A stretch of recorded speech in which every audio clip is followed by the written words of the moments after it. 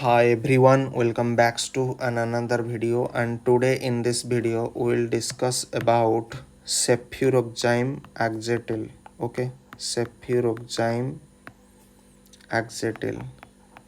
So cefuroxime axetil basically क्या है? cefuroxime axetil एक second generation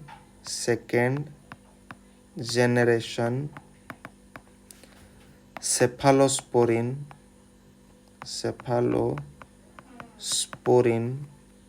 group of antibiotic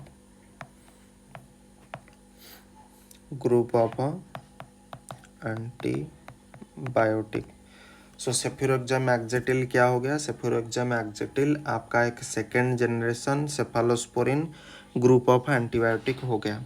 and दूसरा जो चीज़ आपको जानना है वो ये एक ब्रॉड स्पेक्ट्रम एंटीबायोटिक है। ठीक है, ब्रॉड स्पेक्ट्रम एंटीबायोटिक है।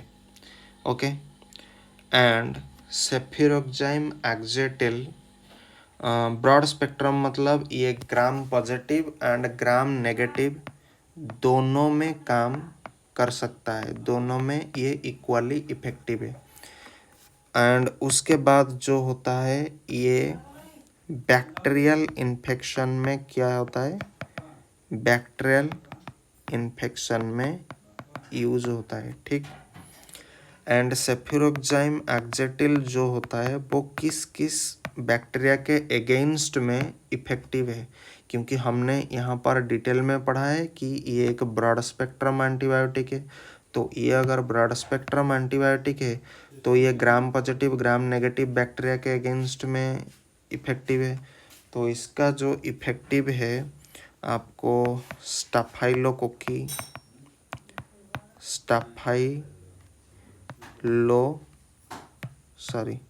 स्टाफाइलोकोकी, देन ग्रुप बी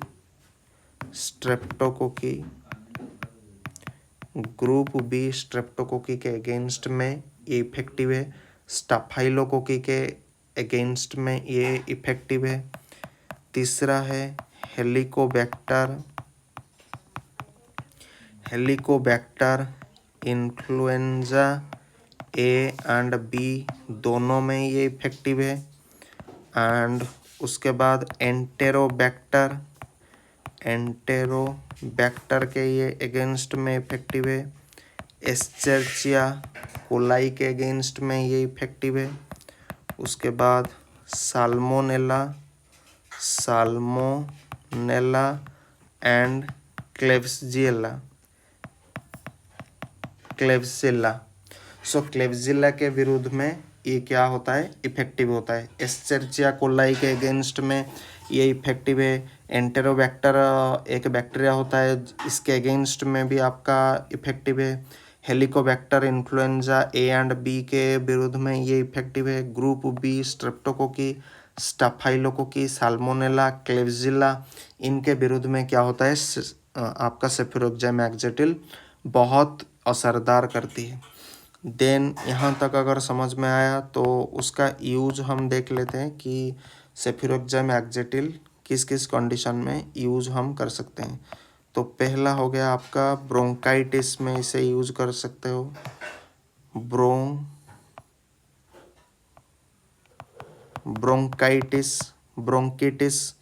ब्रोंकाइटिस के क्षेत्र में आप इसे यूज कर सकते हो।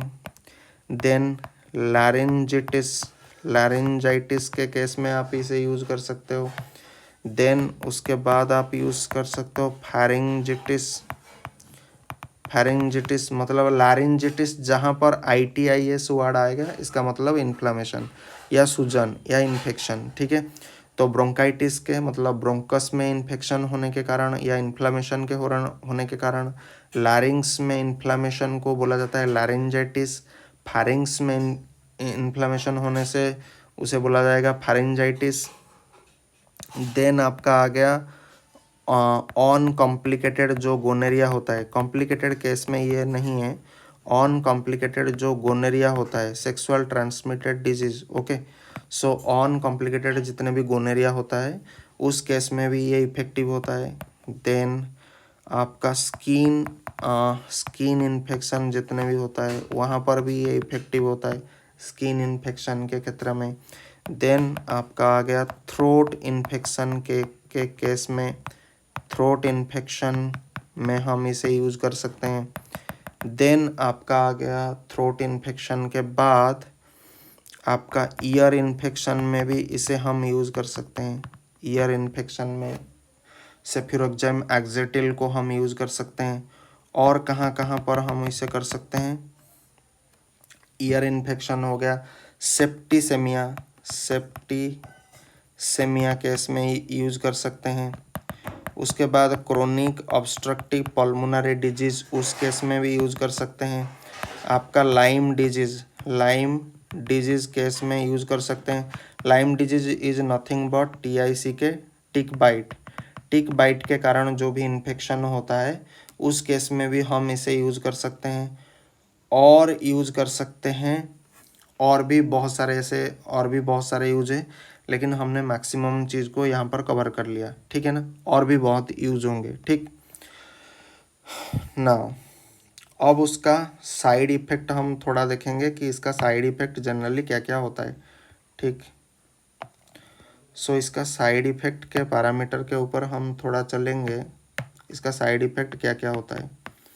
तो साइड इफ़ेक्ट में अगर हम देखेंगे सेफिरोक्साम एक्जेटिल जो भी लोग लेते हैं, जो पेशेंट लेते हैं, तो उनमें देखा गया है कि स्टोमक में थोड़ा बहुत पेन होगा, ठीक। उसके बाद नाइट टाइम क्या होगा, इंक्रीज्ड नाइट टाइम यूरिनेशन होगा, ठीक। नाइट टाइम यूरिनेशन देखने में मिलेगा, मतलब रात के वक्त अधिक परिश्रा करना, ये हो सकता है उनमें एक प्रॉब्लम। देन कॉन्स्टिपेशन भी होगा, कोष्ठकाठिन्य जिसे बोला जाता है। आपका डायरिया भी होगा, डायरिया इसके चलते हो सकता है। तो अगर साइड इफ़ेक्ट में अगर आपको इजीली याद रखना है तो CD लिख सकते हो, C for constipation, D for diarrhoea, CD मतलब जो DVD। सो इस तरह से आप इसे याद रख सकते हैं साइड इफ़ेक्ट के तौर पर। और क्या क्या होगा, गैस प्रॉब्लम आएगा, हेडेक होगा, ठीक है। हेडेक, थोड़ा सिर में दर्द होगा, हेडेक होगा। देन उसके बाद आपका आएगा क्या, और भी बहुत सारे हैं, हेडेक होगा और एंजाइटी होगा, मतलब उत्कंठा। देन ड्राउजीनेस होगा, ड्राउजीनेस होगा, डिजीनेस होगा, ठीक है, डिजीनेस होगा। देन आपका क्या हो सकता है, इतना आपको साइड इफ़ेक्ट पता होना चाहिए, ठीक है। और एक होगा आपको आपका लॉस ऑफ एपेटाइट होगा, लॉस ऑफ क्या होगा, एपेटाइट, ठीक। लॉस ऑफ एपेटाइट ना, लॉस ऑफ एपेटाइट मतलब खाने की, हजम करने की जो शक्ति है वो कम हो जाएगा। देन आपको कोई टेस्ट नहीं लगेगा, ठीक है, टेस्ट आपका ख़राब हो जाएगा, टेस्ट, ठीक है, टेस्ट आपका थोड़ा गड़बड़ हो सकता है, ओके। एंड अगर आप सोर थ्रोट होगा, ठीक है, सोर थ्रोट होगा, अगर आप इसे ओवर डोज में कंज्यूम करते हो तो सोर थ्रोट ऐसे प्रॉब्लम आपको आ सकता है, ठीक है। साइड इफ़ेक्ट के तौर पर आपको इतना पता होना चाहिए। Now let's move to the what are the contraindication associated with, what are the contraindication, what are the contraindication मतलब किस किस क्षेत्र में सेफिरोक्साम एक्जेटिल को हम यूज नहीं कर सकते हैं। तो पहला हो गया, आपको अगर किसी सेफालोस्पोरिन किसी भी एंटीबायोटिक रिलेटेड, ठीक है, किसी भी एंटीबायोटिक रिलेटेड अगर आपको हाइपर सेंसिटिविटी अगर शिकायत हो तो उस केस में आप सेफिरोक्साम एक्जेटिल को यूज नहीं कर सकते हो। हाइपर सेंसिटिविटी मतलब मान लीजिए हम कोई मेडिसिन कंज्यूम कर रहे हैं, वो जितना सेंसिटिविटी दिखाना चाहिए एक हद तक ठीक है, ठीक। अगर मेडिसिन कंज्यूम करने के बाद वो कुछ आउट ऑफ बॉक्स जा कर के कुछ भी अगर ऐसा कुछ हरकत करेगा तो उस केस में क्या होता है, ये सेफिरोक्साम एक्जेटिल आपको नहीं लेना चाहिए। हमेशा याद रखो, सेफालोस्पोरिन एंटीबायोटिक या सेफामाइसिन, ओके, सेफामाइसिन, कोई भी सेफामाइसिन या फिर ये सेफिरोक्साम एक्जेटिल है, ये अगर हाइपर सेंसिटिविटी अगर प्रोड्यूस करेगा तो इस केस में आपको नहीं लेना है। कॉन्ट्राइंडिकेशन का मतलब है नहीं लेना है, ठीक। नाउ दूसरा होता है anaphylactic reaction, okay, anaphylactic reaction. So anaphylactic reaction में जनरली आपका क्या क्या आता है, आपका आई क्या हो जाएगा, सोलेन हो जाएगा, ठीक। आपका आईज क्या हो जाएगा, सोलेन हो जाएगा। आपका लीप क्या हो जाएगा, ये भी सोलेन हो जाएगा, ठीक। आपका लीप जो होता है ये सोलेन हो जाएगा। देन इंक्रीज्ड हार्ट रेट, अगर हार्ट रेट बहुत बढ़ जाएगा तो इस केस में भी आप इसे यूज नहीं कर सकते हैं, ठीक है। ये हो गया इसका एनाफाइलेक्टिक रिएक्शन का ये होता है। एंड ये एनाफाइलेक्टिक रिएक्शन में देखा गया है कि ये जो सेफिरोक्साम एक्जेटिल जो है ये फाटालिटीज़ को भी क्रिएट कर सकता है, fatalities, okay, sorry, fatalities, fatalities, fatalities create कर सकता है। तो because, okay, so consult your doctor and pharmacist for better guidance, okay. इससे आपको मेडिसिन कंज्यूम नहीं करना चाहिए, इसीलिए हम ये एजुकेशनल वीडियो बना रहे हैं ताकि आपको ये पता होना चाहिए, ठीक है। और भी आगे बताऊंगा, ठीक है। फार्टिलिटीज, सोलेन आई हो गया, एनाफाइलेक्टिक रिएक्शन में ये सारा कवर होगा, ठीक है। एंड फार्टिलिटीज मान लीजिए आपका लॉस ऑफ कॉन्शियसनेस हो गया। लॉस ऑफ कॉन्शियसनेस मतलब, कॉन्शियसनेस का मतलब होता है चेतना, अगर चेतना आपका चला जाएगा तो ये एनाफाइलेक्टिक रिएक्शन है। लॉस ऑफ कॉन्शियसनेस, अगर बहुत ज़्यादा हेडेक आ रहा है तो इस केस में भी आप इसे नहीं ले सकते हैं, ठीक है, क्योंकि एनाफाइलेक्टिक रिएक्शन दिखाएगा। और क्या होगा, हाइव्स होगा, सोराइसिस, जिस सोराइसिस टाइप का जो होता है सिम्टम ना, तो वो अगर डेवलप होगा तो इस केस में भी आप सेफिरोक्साम एक्जेटिल को यूज नहीं करना है क्योंकि ये कंट्राइंडिकेशन है।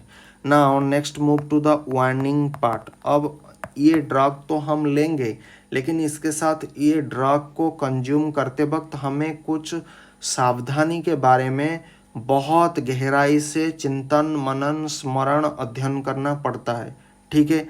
ऐसे नहीं कि कोई एंटीबायोटिक दे देगा तुम खा लोगे, ऐसा नहीं होता है मेरे बेटे, मेरे बच्चों। तो वार्निंग में आपको ये ध्यान रखना है कि किसी भी प्रकार का अगर एलर्जिक रिएक्शन अगर डेवलप होता है सेफिरोक्साम एक्जेटिल के लेते वक्त तो आप सेफिरोक्साम एक्जेटिल को मत लेना, ठीक है। एंड दूसरा हो गया अगर हाइपर सेंसिटिविटी रिएक्शन अगर हो गया, hyper sensitivity, hyper sensitivity reaction अगर होगा फिर भी आप नहीं लोगे क्योंकि ये वार्निंग है। आप समझते हो ना, जब सुनामी आता है तब क्या करता है सरकार, एक वार्निंग साइन लगाता है कि नहीं जाना है। जब बात्या होता है तो कोस्टल बेल्ट में क्या होता है, वार्निंग साइन गवर्नमेंट के तरफ लिया जाता है। अगर आप वार्निंग साइन को खातिर नहीं करोगे, समंदर में चले जाओगे तो आपके साथ जो होगा, सेफिरोक्साम एक्जेटिल के बारे में जो वार्निंग मैंने अभी बताया वैसे आपके साथ हो सकता है, ठीक है। तो be careful, be cautious, okay. Now next warning क्या हो सकता है आपके लिए, सेफिरोक्साम एक्जेटिल को अगर आप ले रहे हो तो मान लीजिए आपका कोई डायरिया हो रहा है, ठीक है। अब डायरिया दो प्रकार का होता है, एक होता है वाटरी, डायरिया एक होता है बहुत ही वाटरी टाइप का, एक होता है ब्लडी डायरिया। तो अगर आपके इस प्रकार के समस्या है, बहुत ज़्यादा डायरिया हो रहा है या बहुत ज़्यादा ब्लडी डायरिया हो रहा है तो इस केस में भी सेफ्यूरोक्साइम एक्जेटिल को आप नहीं ले सकते हो, ठीक। नाउ 4th नंबर पर में आपका जॉन्डिस के क्षेत्र में जॉन्डिस, ओके, जॉन्डिस। सो जॉन्डिस के क्षेत्र में कभी भी सेफ्यूरोक्साइम एक्जेटिल नहीं लेना है। ये आपको पूरा गांठ बांध लेना है कि सेफ्यूरोक्साइम एक्जेटिल कुछ और एंटीबायोटिक ले लेना, लेकिन सेफ्यूरोक्साइम एक्जेटिल जॉन्डिस के क्षेत्र में कभी भी प्रेस्क्राइब मत करना, ठीक है। सो जॉन्डिस का मतलब अगर आपका स्किन या फिर आपका आई अगर पेल येलोइस अगर ये कलर दिखा रहा है, पेल येलोइस ऑफ स्किन या फिर येलोइस ऑफ स्किन, तो इस क्षेत्र में क्या होता है, आपको सेफ्यूरोक्साइम एक्जेटिल कभी भी नहीं लेना है, ठीक ना। उसके बाद 5 नंबर पर और क्या आ जाएगा, जॉन्डिस एक हो गया, हाइपर सेंसिटिविटी एक हो गया, एलर्जिक एक हो गया, डायरिया में हम वाटरी ब्लडी डायरिया ये डिस्क्राइब कर चुके हैं। दूसरा हो गया सेफालोस्पोरिन के रिलेटेड अगर कोई भी एलर्जिक रिएक्शन या हाइपर सेंसिटिविटी रिएक्शन अगर ऐसा कुछ होता है तो इस केस में भी आपको सेफ्यूरोक्साइम एक्जेटिल नहीं लेना है, ठीक। नाउ ये हो गया उसका बहुत सारा वार्निंग। नाउ इसका अगर हम देखेंगे इसका डोज हमें कितना लेना है, तो इसका अडल्ट डोज एक होता है एंड एक होता है पेडियाट्रिक डोज। सो हमेशा याद रखो सेफ्यूरोक्साइम एक्जेटिल जनरली किस किस डोसेज फॉर्म में अवेलेबल होता है। ये 125 mg में भी आता है, 250 mg में भी आपका आता है एंड आपका 500 mg में भी आता है, तो 3 वेराइट में ये आता है। तो इसका अडल्ट डोज जनरली होता है 250 mg से लेकर के 500 mg। ये दिन में आप 2 बार दे सकते हो एंड इसका रूट क्या होगा, इसका रूट होगा ओरल, ठीक है, इसका रूट होगा ओरल। मतलब आप 250 mg दिन में 2 बार अगर दोगे तो टोटल कितना हो जाएगा 500 mg एंड इसको आफ्टर फूड दे सकते हो, ठीक है। एंड इसका एक चाइल्ड डोज एक होता है, इसका एक चाइल्ड डोज होता है जो कि 125 mg से लेकर के 250 mg बीडी ये भी आपका ओरल रूट में होता है। मतलब दिन में 125 mg 2 बार दोगे या फिर 250 mg 2 बार दोगे, depending upon the severity of a infection, ठीक है। एंड यहाँ पर एक फंडा क्लियर कर देता हूँ, हमारा जो डोज है, हमारा जो एज का जो डिफरेंशिएशन होता है या एज का जो डिफरेंट स्टेज होता है वो जनरली यहाँ पर थोड़ा देखो। सो पहले अगर हम चाइल्ड को कंसिडर करेंगे, हमारा एक अवस्था आता है नियोनेट, ठीक है। सो नियोनेट किसको बोला जाएगा, वो बेबी को नियोनेट बोला जाएगा जो कि बर्थ से लेकर के मतलब आज उसका जन्म हुआ है और 28 डेज तक जो अवस्था रहती है उसको हम नियोनेट कहते हैं, ठीक ना। एक होता है नियोनेट के बाद आपका टॉडलर, ठीक है, टॉडलर कहते हैं, ओके, टॉडलर को बाद में डिस्कस करेंगे। उसके बाद एक होता है इन्फेंट, ओके। सो इन्फेंट का जो एज होता है वो जनरली